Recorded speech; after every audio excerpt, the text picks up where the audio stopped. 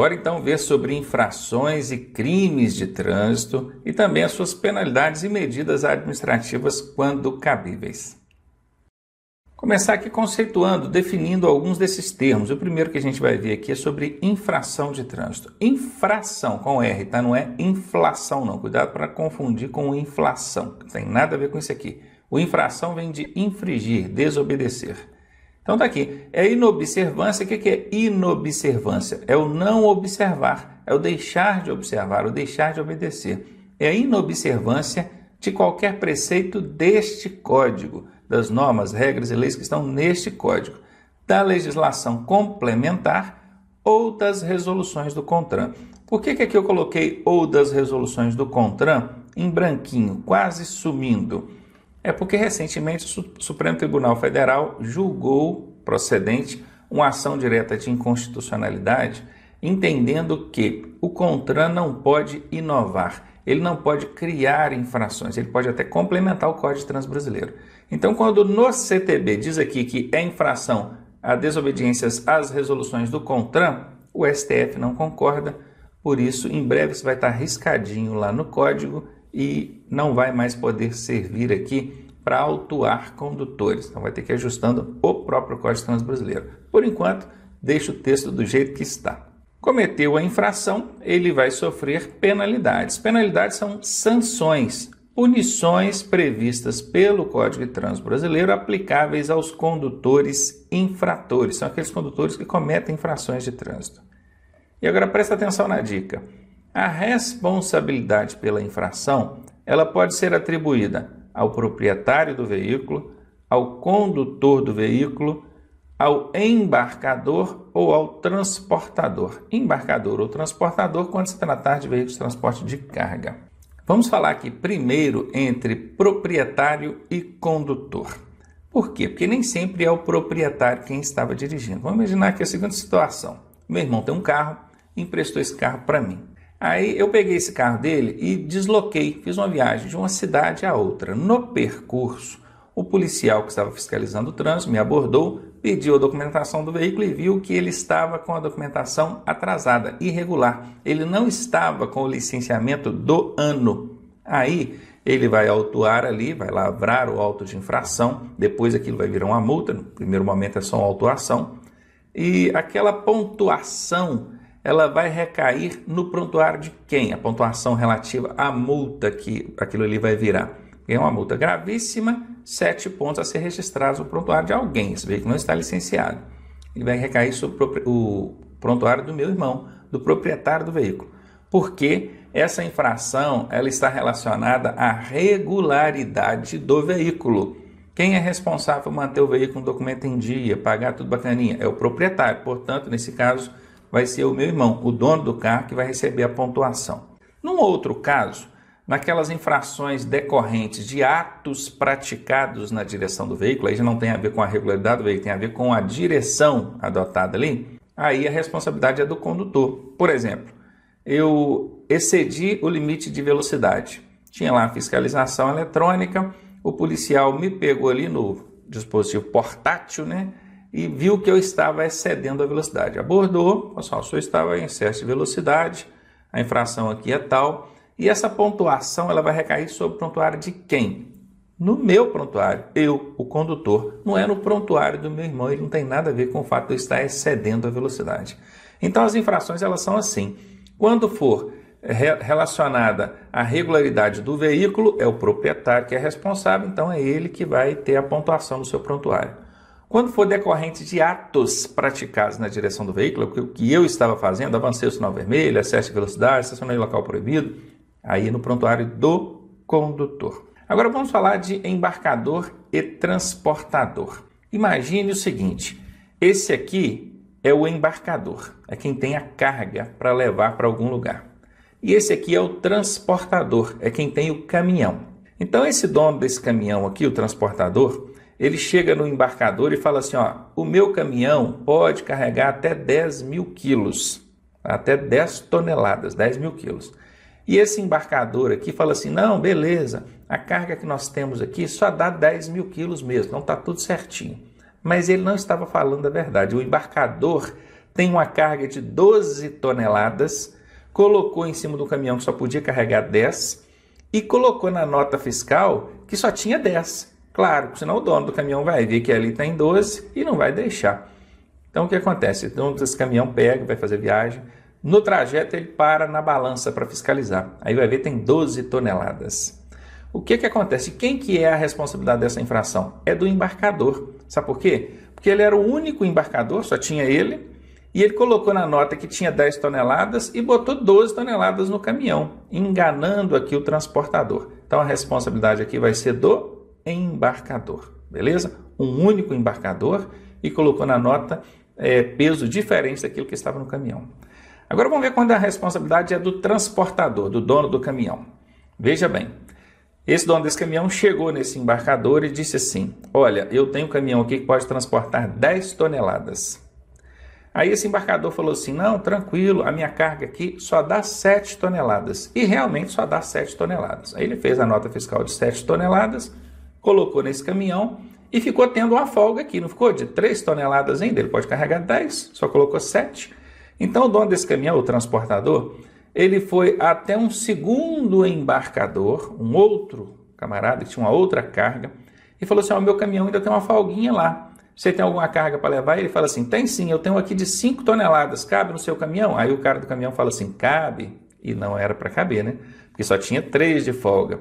Aí o embarcador aqui, o segundo embarcador, que não tem nada a ver com o problema, faz a nota fiscal de 5 toneladas e coloca no caminhão as 5 toneladas. Então deu 7 do primeiro, com 5 do segundo, 12 toneladas. Nem o primeiro embarcador, nem o segundo embarcador sabia do problema. Mas o dono do caminhão aqui, o transportador, sabia e deixou colocar mais do que podia aqui no caminhão. Então, nesse caso, a responsabilidade é dele, do transportador. Qual é a característica da situação? Mais de um embarcador. Então, quando é apenas um embarcador, na maioria das vezes, ele vai ser o responsabilizado, porque a gente vai ver ali que ele colocou na nota fiscal um valor diferente daquele que estava no caminhão. Agora, quando tem mais de um embarcador, aí acaba recaindo sobre o transportador. É claro que existem aquelas situações onde a responsabilidade é solidária. Os dois ali enrolaram, né? Concominaram ali e fizeram coisa errada. Então pode acontecer dos dois. Assim como também no lance do proprietário do veículo e do condutor, que era o caso do meu irmão e eu, né? Que eu dei o exemplo aqui. Então há situações ali em que a responsabilidade é solidária, pode ser dos dois também. Mas enfim, guarde isso. Uma infração, ela pode ser de responsabilidade do proprietário do veículo quando ela estiver relacionada à regularidade do veículo. Pode ser de responsabilidade do condutor quando a infração estiver relacionada a atos praticados pelo condutor. Pode ser do embarcador quando ele for o único embarcador e colocar na nota peso diferente que estava no caminhão. E pode ser do transportador quando a carga for proveniente de mais de um embarcador. Aí o rolo é dele aqui. E ainda pode ser solidária, a depender do caso. Bom, se existe uma infração, tem que ser lavrado o auto de infração de trânsito. O que é auto de infração de trânsito? Está vendo isso que esse agente está fazendo aqui? Ele está preenchendo alguma coisa aqui num bloquinho, num talonário.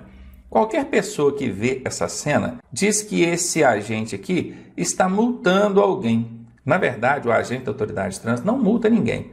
Quem multa é a autoridade de trânsito. O agente da autoridade, aquele que está lá na via fiscalizando, ele apenas flagrou, ele constatou a irregularidade e coloca aquilo no auto de infração. Isso chama-se lavrar auto de infração de trânsito, que é preencher. Pode ser num talonário impresso, a caneta, ou pode ser num talonário eletrônico. Também existe essa outra possibilidade. Depois ele encaminha aquilo para a autoridade. Por enquanto é só um auto de infração. Então está aqui. Ocorrendo infração, que é a desobediência, a inobservância, né, de alguma norma prevista no CTB ou lei complementar, será lavrado. O que é lavrado? Preenchido. O auto de infração de trânsito, que é conhecido por AIT, auto de infração de trânsito. Aquilo que até ontem vocês imaginavam que era uma multa, não é. Isso é uma autuação. O guarda não multa, o guarda autua. Então, nesse auto de infração de trânsito, precisa constar algumas informações. Está aqui, ó, no qual constará. O que vai constar nesse auto? Aqui, primeira coisa, tipificação da infração cometida. É o tipo. Qual foi a infração? Ele avançou o sinal vermelho, estacionou em local proibido, excedeu a velocidade. O que ele fez? Então, tem que colocar o tipo da infração. Isso é uma informação obrigatória. Segunda informação, local, data e hora onde aconteceu a infração. Tem que constar isso aqui no auto de infração, é obrigatório. Terceira coisa, identificação do veículo. Aí pode ser por meio da placa, marca, espécie ou qualquer outra característica que ajude a identificar o veículo. Outra, identificação da autoridade ou do agente autuador, né? Que pode ser, certamente quem vai estar lá na pista lá fiscalizando é o agente da autoridade. Também equipamento fiscalizador, e algumas vezes a autuação ela é flagrada, ela é constatada por um equipamento, é um excesso de velocidade, um avanço de sinal, fiscalização eletrônica, né? E por fim, o prontuário ou assinatura do condutor. Agora presta atenção nessa última informação aqui, ó. Se possível. Tudo que nós vimos para cima aqui tem que constar no auto de infração e isso é incontestável. Agora, o que está aqui embaixo, nessa última linha, que é o prontuário do condutor e a assinatura dele, se possível, isso aí é, conforme eu acabei de dizer, só se for possível. Imagine que o condutor não tem habilitação. Como é que vai constar ali o número do prontuário, o número da habilitação dele? Não tem. Ou então, no caso de um avanço de sinal, a gente só viu o carro avançando o sinal, pegou a placa, o local, data, preencheu o auto de infração. Como é que ele vai saber quem estava dirigindo para poder colocar ali o prontuário dele? Viram? No segundo caso, que é a assinatura do condutor, ele também pode se recusar a assinar. Eu não quero assinar. Ou então não foi possível abordar o veículo, mesmo caso, passou no semáforo lá, ele viu quem que era, como é que vai pedir para assinar? O cara já foi embora. Então tem algumas infrações, a maioria, que dá para autuar sem abordar, sem ter que parar o veículo. Então como é que vai assinar? Até porque, ou além do mais, a assinatura ela só vale para uma coisa, que é para o condutor, aquele que foi abordado ali, cometeu infração, ter ciência de que foi autuado. Porque quando o agente de trânsito te autua, ele lavra o auto de infração, aquela autuação vai para a autoridade e a autoridade tem que te notificar via correio. Ela faz uma cartinha, põe no correio e chega lá para você, lá na sua casa. Então essa notificação via correio é dispensada quando o condutor assina. Tem alguns outros poréns nisso aí, mas eu não vou entrar no mérito aqui agora. A única coisa que você precisa saber é isso. A assinatura, ela serve meramente para você mostrar ali que tem ciência. Já foi notificado, não, eu já estou sabendo, já assinei aqui. Não quer dizer que você concordou, não. Quando você assina, não significa que você não possa mais se defender ou recorrer da autuação. Nada disso. Tá? Então, tranquilo, a assinatura é só para isso. Mas, contudo, tanto o prontuário quanto a assinatura só vão constar no auto se for possível. Se não for possível, o agente pode lavrar o auto de infração tranquilo, sem essas informações. Bom, nós falamos aí sobre autoridade, sobre agentes da autoridade. Vamos então entender, conhecer esses personagens aí. Autoridade de trânsito é o dirigente máximo de órgão ou entidade executivo de trânsito componente do Sistema Nacional de Trânsito. Imagine bem, se o seu município já está integrado ao Sistema Nacional de Trânsito, se não está, deveria estar, né? Então tem muito município que ainda não está cumprindo com o dever dele, mas se o seu município já está integrado ao Sistema Nacional de Trânsito, ele já tem órgão de trânsito, é o órgão executivo de trânsito do município. O dirigente máximo desse órgão municipal é uma autoridade de trânsito, dentro das circunscrições desse órgão, obviamente. O diretor do DETRAN do seu estado é uma autoridade de trânsito. Quer ver um outro órgão de trânsito de âmbito estadual? O DER, que é o órgão executivo rodoviário de trânsito do estado. Viram? Agora vamos pular para âmbito federal. O DENIT, Departamento Nacional de Infraestrutura e Transporte, tem o seu dirigente máximo é a autoridade de trânsito. Ou então o Departamento de Polícia Rodoviária Federal, seu dirigente máximo, é uma autoridade de trânsito. Então, autoridade é sempre o dirigente máximo. Normalmente é aquele que você não vai ver lá na via. É aquele que está lá dentro de uma sala com ar-condicionado, gerindo ali, cuidando da gestão daquele órgão. Agora, o agente da autoridade de trânsito, vejam, ele é o agente da autoridade, aquele que está lá na via representando a autoridade. Ele pode ser pessoa civil ou policial militar, credenciada pela autoridade de trânsito para exercício das atividades de fiscalização, operação, policiamento ostensivo ou patrulhamento. Quando a gente fala civil ou policial militar, não significa polícia civil e polícia militar, não. Porque o militar, o policial militar, a polícia militar, você conhece muito bem. Esse é o militar. O policial rodoviário federal, ele não é militar, mas ele é um policial e está lá fiscalizando. Não precisa nem ser polícia, pode ser um agente de trânsito, por exemplo, está vinculado ao órgão municipal de trânsito. Ele é um civil, uma pessoa civil, não é um militar. Está credenciado pelo órgão para fiscalizar? Beleza, ele pode fiscalizar.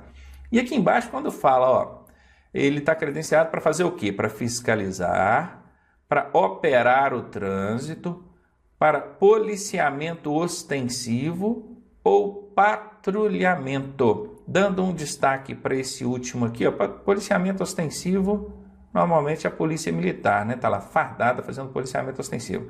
E o patrulhamento de trânsito, o Código de Trânsito Brasileiro faz uma menção direta à PRF. Então, sempre que colocar aí patrulhamento de trânsito na sua prova ou na questão, relacione isso com a Polícia Rodoviária Federal. Continuando ainda, quem é competente para fiscalizar? Quem pode fiscalizar? Então, são competentes para lavrar um auto de infração de trânsito. Lavrar é preencher. Auto de infração de trânsito, aquilo que nós vimos agora há pouco. Quem pode? O servidor civil. Então, está aqui, não é militar, é um servidor civil. E aqui, quando diz estatutário ou seletista, é o regime de contratação dele, o regime de vínculo trabalhista. Estatutário mediante estatuto. E aqui o seletista, processo seletista aí de trabalho, é o vínculo seletista. Pouco provavelmente isso aqui será explorado na sua prova. Pode até aparecer lá estatutário ou seletista, mas a pergunta não vai estar relacionada a isso. Basta que você saiba que pode ser um servidor civil sob o regime estatutário ou seletista. Quem mais? O policial militar. Esse também, estando credenciado, né, pelo órgão de trânsito para fiscalizar, ele pode. O policial militar, a polícia militar, por si só, não fiscaliza trânsito. Ela precisa estar vinculada a um órgão executivo de trânsito. Por exemplo, normalmente, isso é em todos os estados e no Distrito Federal, a polícia militar está vinculada ao DETRAN. O DETRAN é o órgão executivo de trânsito do estado.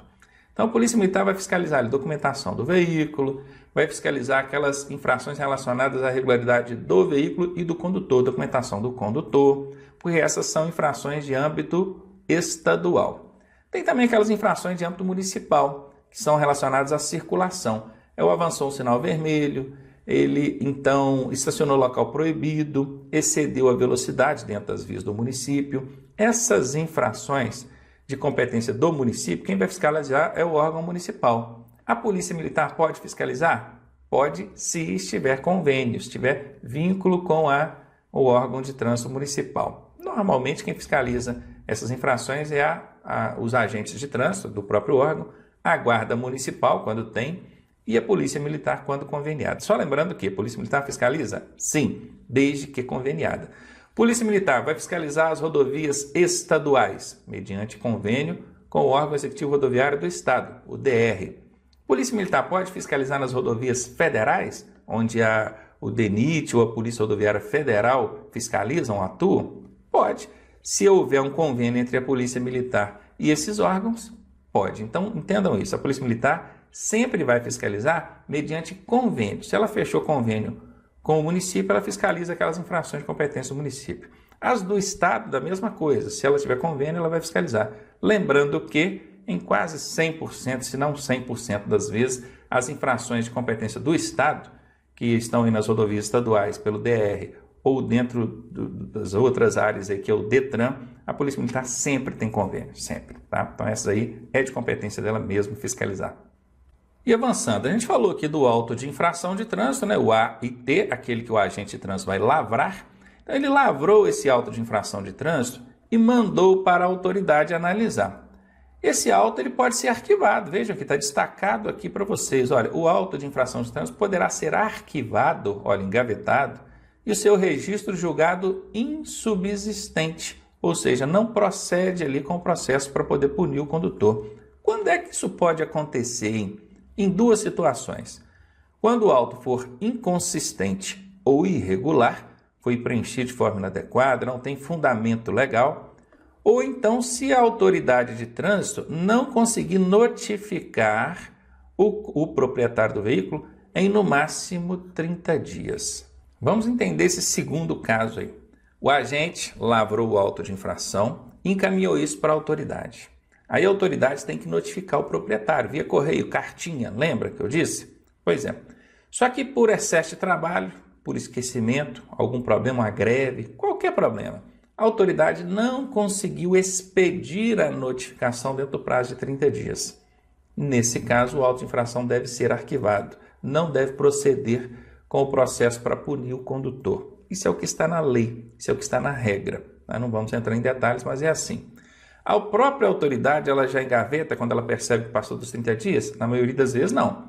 Ela expede a notificação a si mesmo e se o cara lá não reclamar, né, o proprietário do veículo não reclamar, acaba a punição sendo aplicada. Então preste atenção nisso. Só não pode confundir com o seguinte: a obrigação da autoridade é expedir em 30 dias e não que chegue na sua casa em 30 dias ou nas suas mãos em 30 dias. Tem lugar que a notificação chega lá no síndico do prédio, lá embaixo, fica lá 6 meses que trem lá. Depois que o proprietário do imóvel lá vai chegar, tinha uma cartinha para você aqui do Detran e vai ver, mas já passou de 30 dias, então tem que arquivar. Não é chegar na sua mão. Outra hora o servidor do correio chega lá no seu endereço para entregar, 1, 2, 3 tentativas, não encontra ninguém. Ele bota lá de que não encontrou e devolve para o órgão de trânsito. Nesse caso, o órgão fez o papel dele, ele expediu a notificação. Perceba bem que aqui na regra diz que ele tem que expedir em 30 dias e não chegar na sua mão em 30 dias. Sem contar os casos de endereço desatualizado e uma série de coisas. Já pensou se para punir tivesse que chegar na sua mão, o que ia ter de gente correndo aí para não receber a notificação? É brincadeira, né? Mas enfim, prestem muita atenção nesses dois casos, tá? Esse caso 1 e esse caso 2. Porque isso aqui pergunta em prova direto. Quando é que um auto de infração de trânsito pode ser arquivado? Quando ele for inconsistente ou irregular, ou se em 30 dias não for expedida a notificação. Expediu, emitiu, colocou no correio, já tem lá a comprovação de que fez em 30 dias. Não chegou na sua mão, aí já é problema seu. Aqui agora na tela, a gente vai falar sobre o processo administrativo de trânsito. Como é que funciona desde o cometimento da infração até a última fase de recurso no âmbito administrativo. Porque a pessoa pode também recorrer judicialmente, né, às vias judiciais. Aí não tem nada a ver com o administrativo aqui. Mas aí o judicial também já foge da nossa legislação de trânsito para a prova de habilitação. Bom, então vamos nos limitar aqui ao processo administrativo, que é o que o condutor mesmo, o proprietário do veículo pode fazer. Então a gente tudo começa com o cometimento da infração.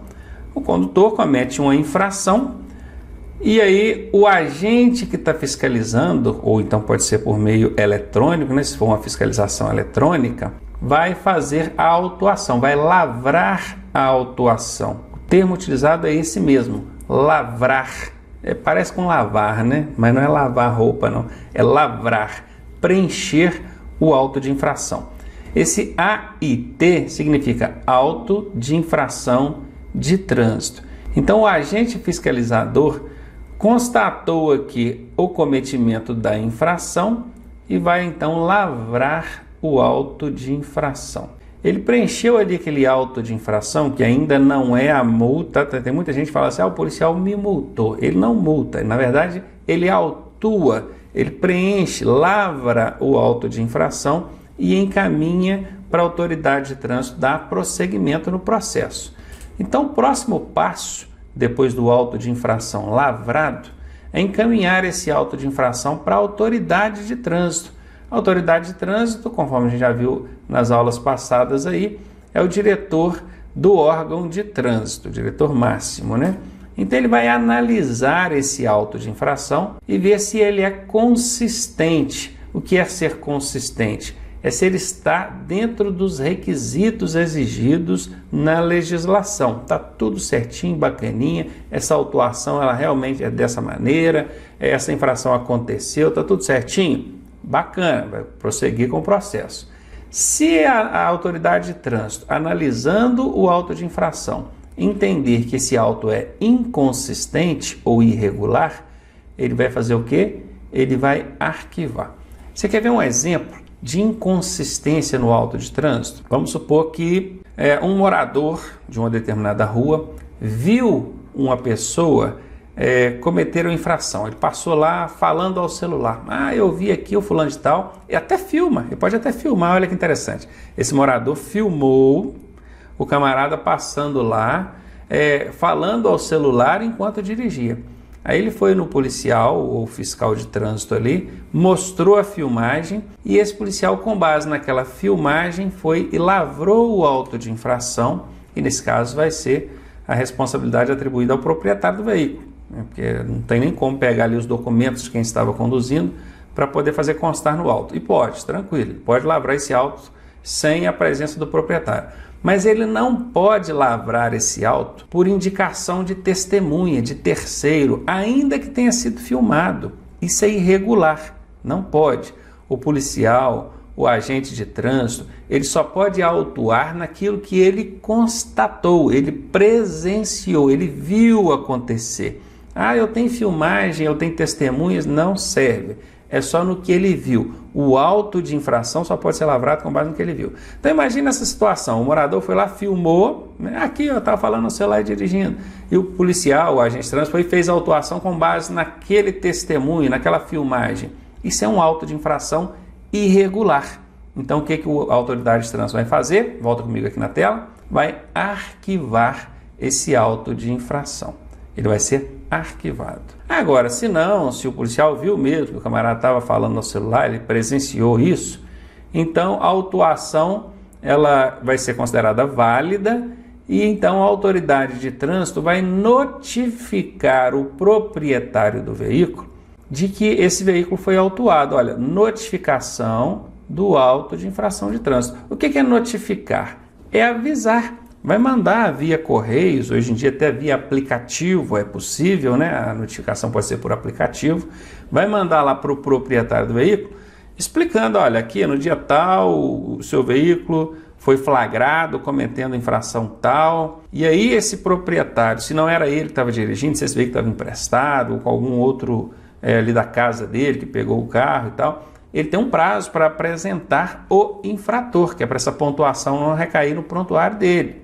Ele o proprietário. Ou então se era ele mesmo o proprietário que estava conduzindo, mas ele não concorda com a notificação, vamos supor que ele conseguiu perceber que essa autuação foi feita com base numa filmagem de um morador lá.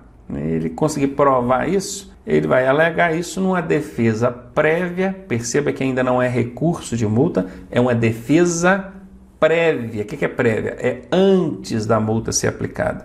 Por enquanto ele foi só autuado. Então ele vai apresentar uma defesa prévia. E ele apresenta isso a quem? A autoridade de trânsito. Então como é que vai proceder daqui para frente? Ele vai ter que apresentar o infrator, caso não seja ele quem estava dirigindo.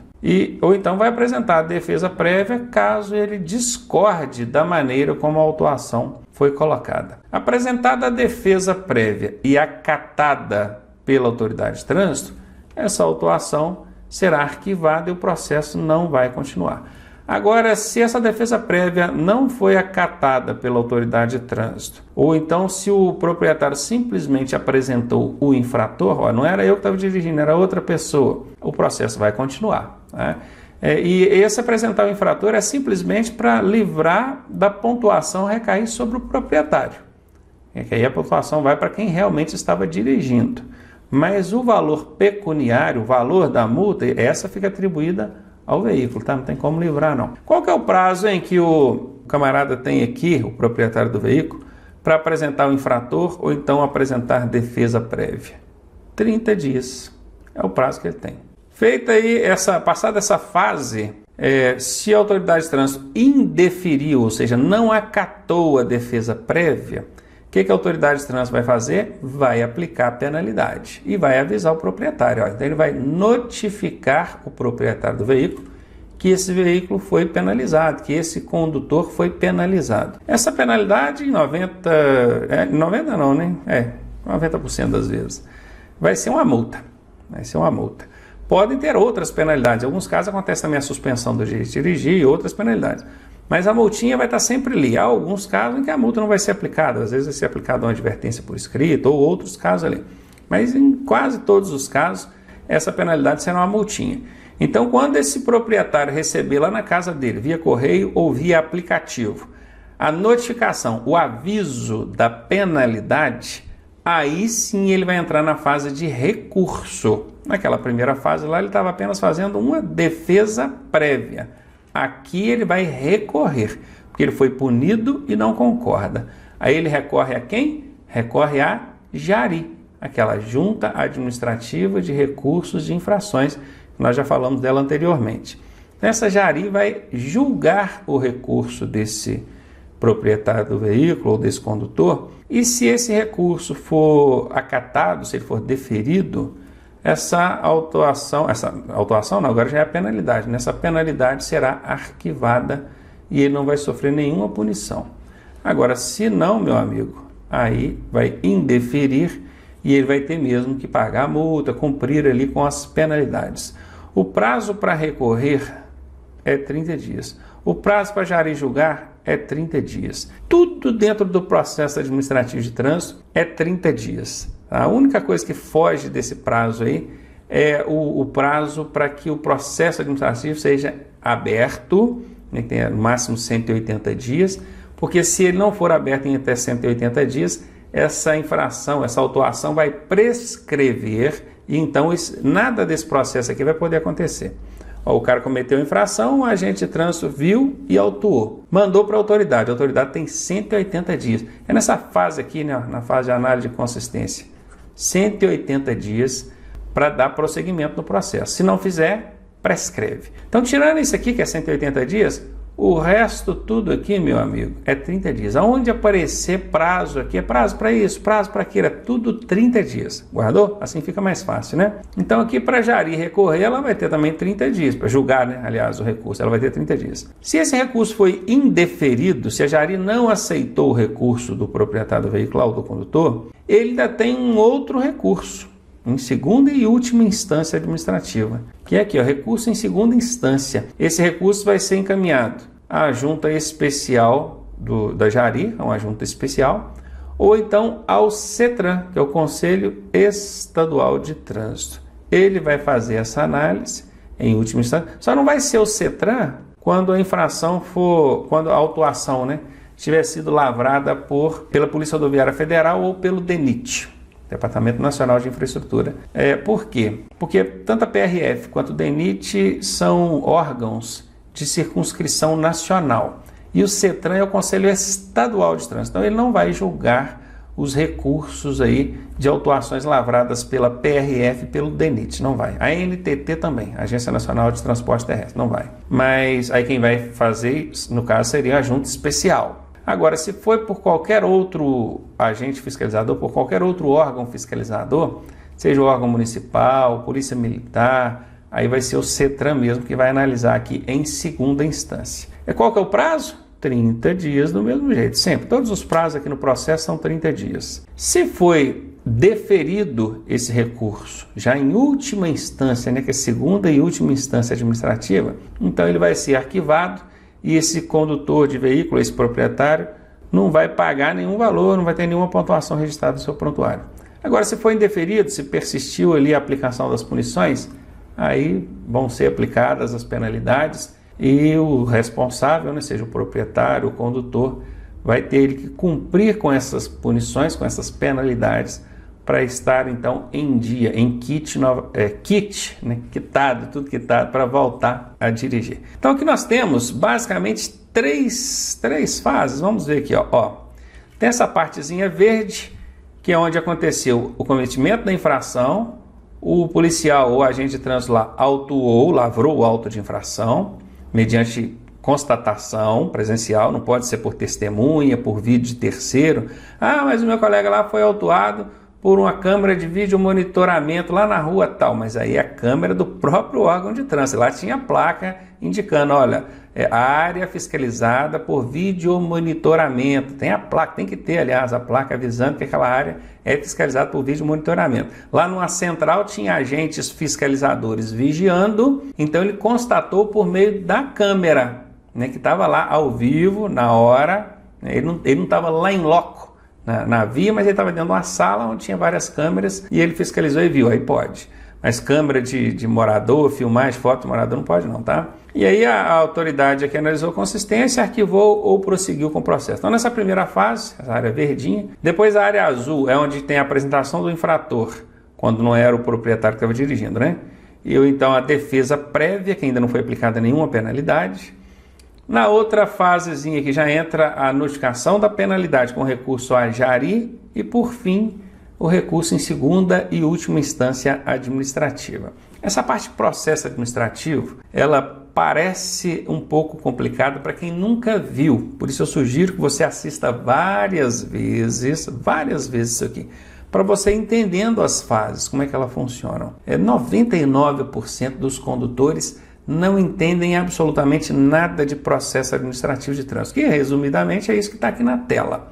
Se você quiser saber mais sobre processo administrativo de trânsito e aprofundar, a fonte legal é o Código de Trânsito Brasileiro e a Resolução 619 do Conselho Nacional de Trânsito. Só pesquisar nesses materiais, caso você queira se aprofundar um pouco mais, às vezes fazer um recurso, uma defesa prévia para você mesmo.